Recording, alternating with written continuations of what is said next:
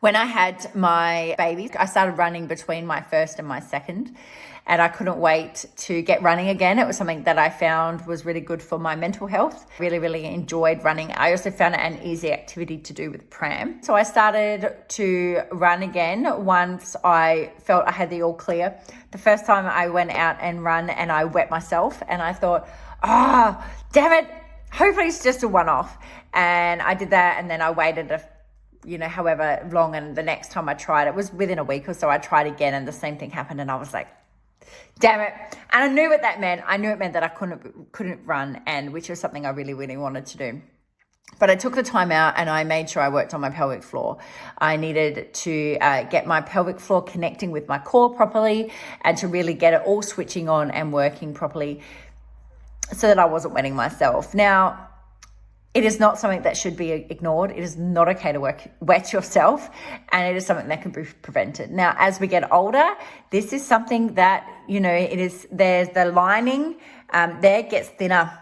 So we want your pelvic floor muscles to be stronger and helping support it so that you aren't wetting yourself. So having elderly people around me, I see them who have weak pelvic floors. They lack confidence in how their body moves. They feel worried all the time about being too far away from the toilet. So they don't want to move too far or do different activities because they're too scared that they're going to need to go to the toilet, and then they're not going to be able to make it in time. I see them not drinking enough water because they're worried about having, if they're drinking too much water, then they're going to need to go to the toilet, and then they're not going to be able to get there in time. It's all these things, and then there's different knockoffs from not drinking water, dehydration and everything else. And these are all things that you can prevent. There's things that you can change, and the younger that you start working on them, the better quality your life will be. Once you get your pelvic floor strong, once it's there, it's only a level of maintaining it.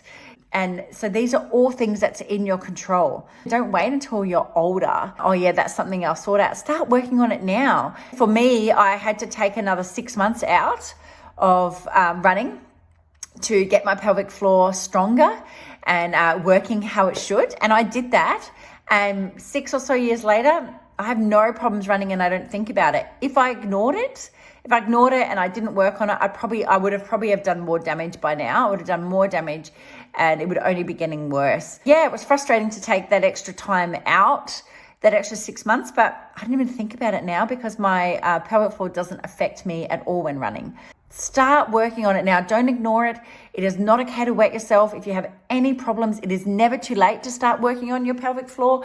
Just because you may be older or your kids are older, you can still work on it. So don't ignore it. And this is one component in my Total Body Connection program that you can work on.